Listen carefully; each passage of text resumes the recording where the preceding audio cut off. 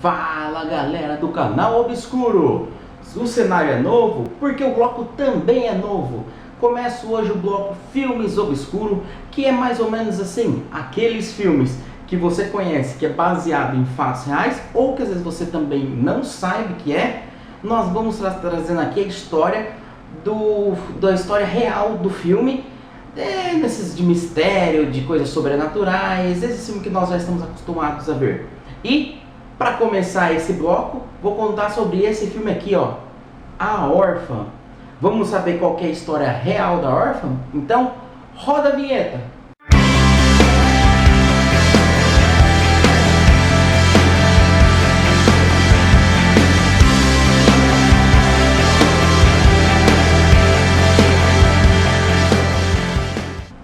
Obscuros, antes de começar, peço a ajuda de vocês. Sim, ajude se inscrevendo no canal, compartilhando, deixando aquele joinha. Se quiser, deixa aquele comentáriozinho aqui, que assim que eu tiver um tempinho eu respondo a todos os comentários. Creio que eu não deixei quase nenhum passar em branco.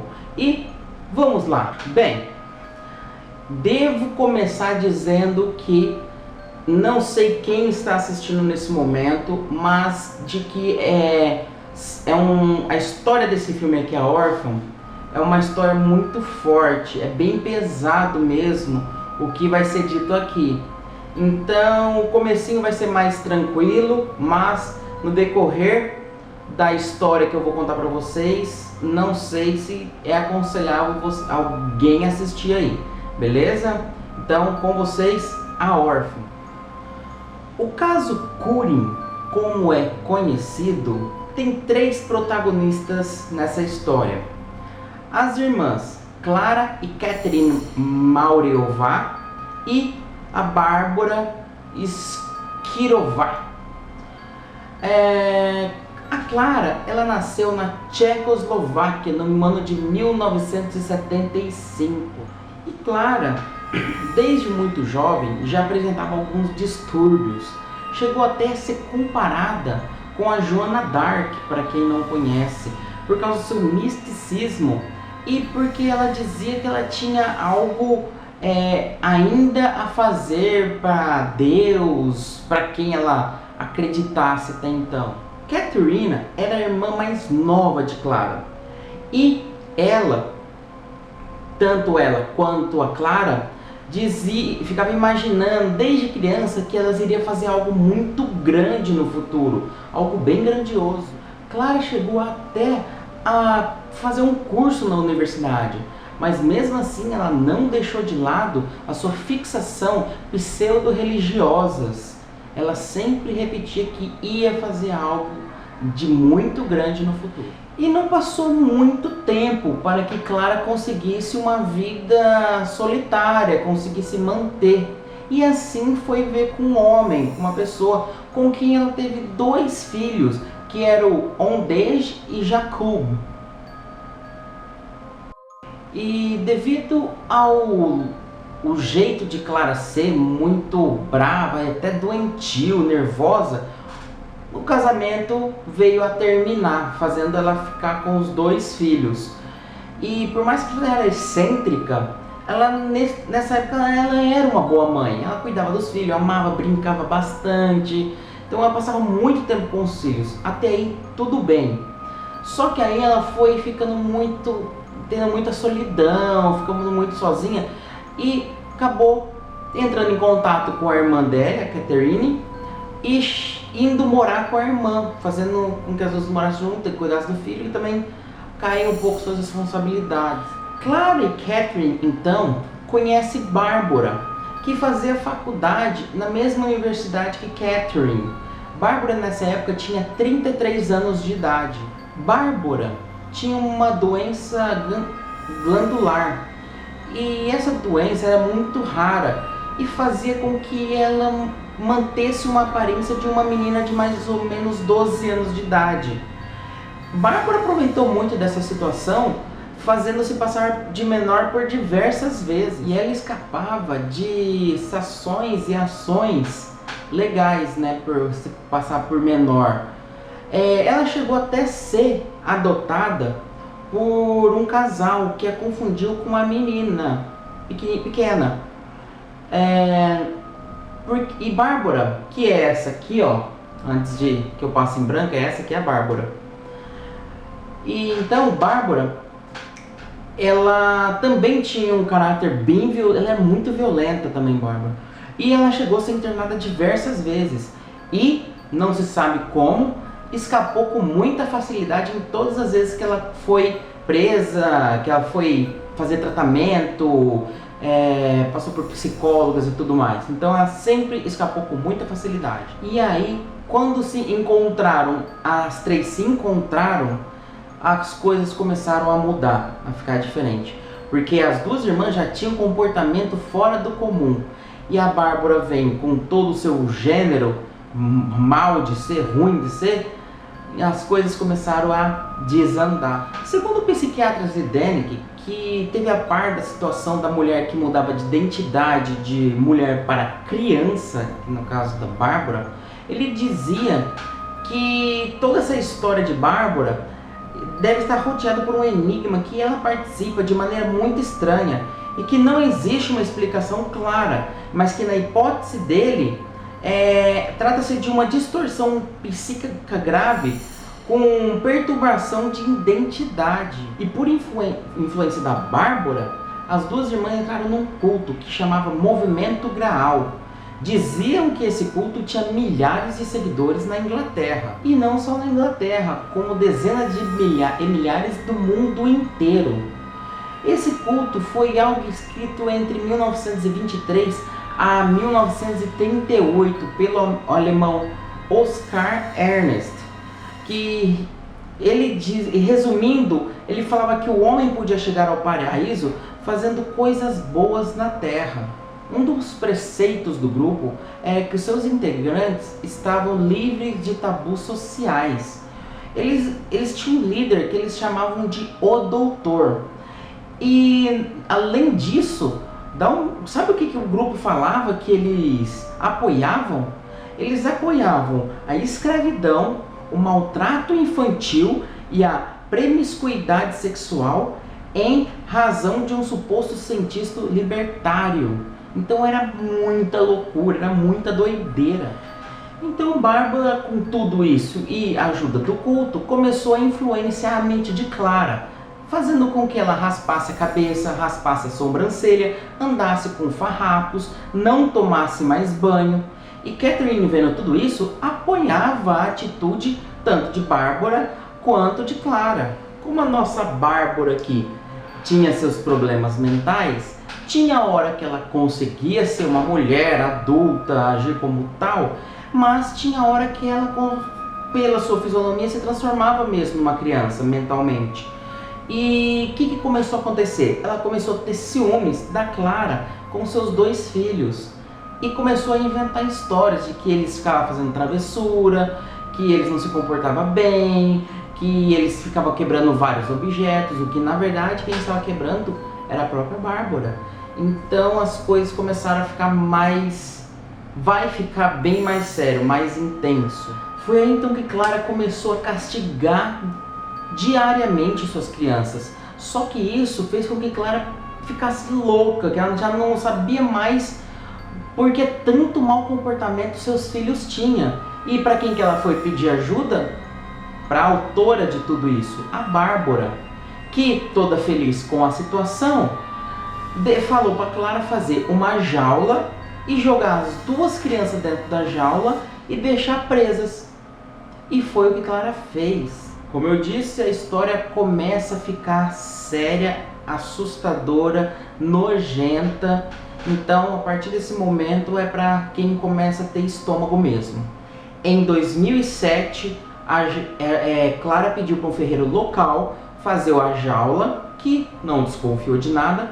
Ela pegou a jaula, ela é Bárbara, colocaram no sótão da casa e despiram as duas crianças que mal sabiam que iriam passar. Na verdade, eles não sabiam nada, não sei o que falaram que iria acontecer para eles. Colocaram dentro da jaula e trancaram esses meninos na jaula. Isso aconteceu em 2007, não faz tanto tempo assim, viu gente? Bárbara então começa a dar algumas instruções para as irmãs. O que elas começaram a fazer? Pegaram o cigarro, ia lá, queimava braços e pernas das crianças. Quando recebia visita, amarrava as crianças e amordaçava elas. E também dava choques elétricos entre as barras de ferro nessas crianças. Elas eram muito judiadas. Olha, nem pior inimigo acho que merecia o que essas crianças passaram. E você acha que eu ainda falei muito? Negativo. Elas pegavam água gelada e jogavam uma vez na semana nas crianças. Jogava. As crianças ficaram nuas durante um ano, que foi esse o período completo. Durante um ano, nunca ficaram com roupa. E tem mais. As crianças dormiam no chão. E no mesmo chão que elas urinavam e onde tinha excrementos. De vez em quando elas eram alimentadas. Até isso não recebiam nem o próprio alimento. E se elas fizesse alguma malcriação ou falasse alguma coisa, era espancada por entre as barras que as meninas batiam nas crianças. Vai piorar, viu, gente? Vai piorar. Bárbara então tem uma ideia para ela magnífica. Ela convence as meninas a dar muita comida para as crianças e engordar as crianças. E assim é feito. Sempre recebendo comida. Quando as crianças ganharam o peso que para elas era o peso ideal, Clara subiu lá em cima e pediu para que Odres, um dos filhos, esticasse a mão, e Clara pegou a mão. No que a Clara pegou a mão, veio a Bárbara com uma faca, foi cortando pedaços da pele da criança, a criança gritando de dor, esperneando de dor, o irmão a mesma coisa, e depois de feito, sentaram-se as três na frente da jaula e começaram a comer os pedaços da criança. O outro filho de Bárbara ficou um mês com medo de que acontecesse a mesma coisa com ele. E aconteceu. Um mês depois, foi a vez do outro filho de Clara acontecer a mesma situação, que eu nem vou repetir aqui. E isso se tornou um ritual sangrento que acontecia todo mês, uma vez por mês. Bárbara então tem a ideia de controlar um pouco mais as crianças. O que ela sugeriu e foi feito? Comprou aquelas babá eletrônica com vídeo, instalou dentro do sótão e dali ela poderia ver o que as crianças faziam no decorrer do dia, o que elas falavam, e quando havia alguma tortura, se alguém não tivesse presente, poderia assistir pela televisão normalmente aquilo que eles achavam que era o certo, né? E é nessas horas que a gente vê como o milagre é bom, como Deus é bom. Acontece que os vizinhos delas tiveram um bebê e compraram uma câmera, uma babá eletrônica com câmera, se não igual, parecida, para ver o bebê deles. E quando eles instalaram a câmera e ligaram, olha, eu tô arrepiando de falar. E quando eles ligaram a câmera, eles pegaram interferência da casa da Clara, da Bárbara, da Catherine. E em vez de ver o filho deles na imagem, eles estavam vendo o filho da Clara preso na jaula. E mais, estava exatamente no momento em que se estava tendo o ritual sangrento. E os pais, na hora, depois de assustar com a cena, mas na hora perceberam que era uma interferência e de que estava vindo do vizinho. O pai da criança gravou as imagens, levou para a polícia e no dia 10 de maio de 2007 a casa de Clara foi arrombada pelos policiais e diz que estava com diversos cadeados, estava muito lacrada a porta, foi muito difícil eles conseguirem o arrombamento.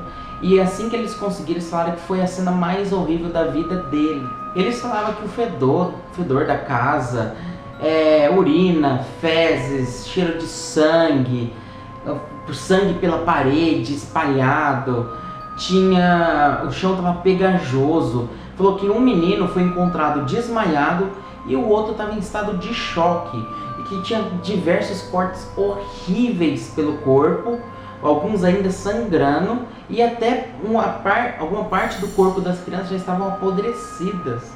E aí, diante da jaula, tinha uma menininha de 12 anos, que os policiais perguntaram qual que era o nome dela, falou que era Anica, e que tinha acabado de ser adotada por Clara. Aí o policial já pegou ela, já correu lá pra fora, deu a primeira assistência e voltou para ajudar o outro que estava tentando abrir a jaula das crianças. Quando ele voltou, a menina já tinha desaparecido, a Anica. Não era a Anica, era a Bárbara. Ela tinha aquele distúrbio que vocês, com tanta coisa que aconteceu, às vezes até esqueceu que ela tinha aquela doença rara que fazia com que ela parecesse uma menina de 12 anos. E assim foi feito. A Bárbara escapou.